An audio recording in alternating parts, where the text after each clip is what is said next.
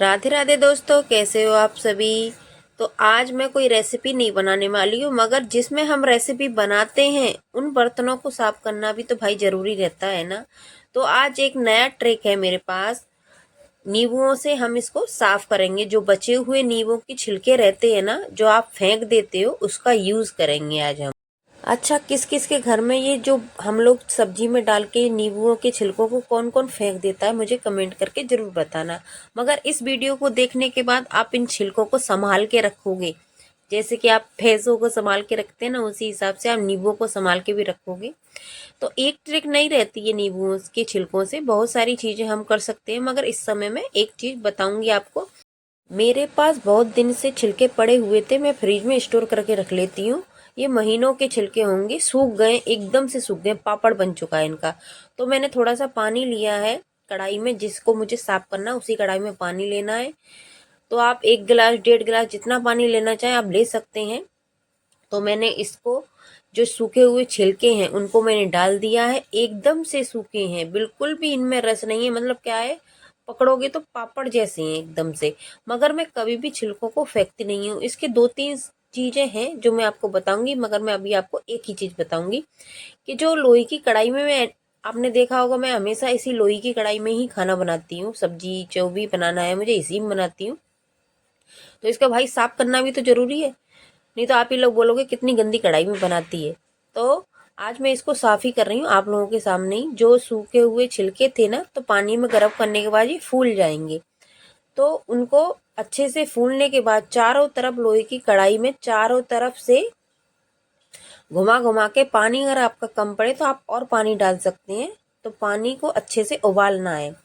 आप अगर भरना भी चाहो, इस कढ़ाई के ऊपर तक पानी को भरना चाहो आप भर भी सकते हैं, कोई दिक्कत नहीं है। और जो सूखे हुए छिलके हैं चारों तरफ से इसको, जो उसमें खटास रहती है ना नींबू के छिलकों में, मगर ये सूखे हुए थे, अभी देखो कितने खिल गए हैं, एकदम नरम पड़ गए हैं गर्म पानी की वजह से। तो कढ़ाई में खट्टे से कढ़ाई साफ ही होती। तो इसको जितना आप घुमा घुमा के गर्म पानी में चला सको, चारों तरफ से इसको इसी तरह से चलाना है। जो नींबू के छिलके हैं उनको, जो उसका खटास है सारे कढ़ाई में आ जाएगा। तो जितना भी कढ़ाई में ऑयल रहता है, जिसमें हमारी सब्जी वगैरह बनती है, सब इसी में बनती है। तो अगर एक बार भी सब्जी बनाते हैं तो ही कढ़ाई काली हो जाती है।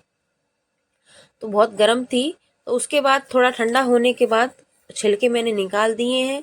और इसको लोहे का जो तार रहता है उससे साफ करें, एकदम से साफ हो जाएगी ये। ज़्यादा मेहनत नहीं है, सिर्फ आपको इसी तरह से हल्के हाथों से घुमाना है जब तक ये साफ ना हो जाए। एकदम से साफ हो जाएगी। आप अगर टाइट हाथों से अगर इसको करेंगे तो और साफ हो जाएगी।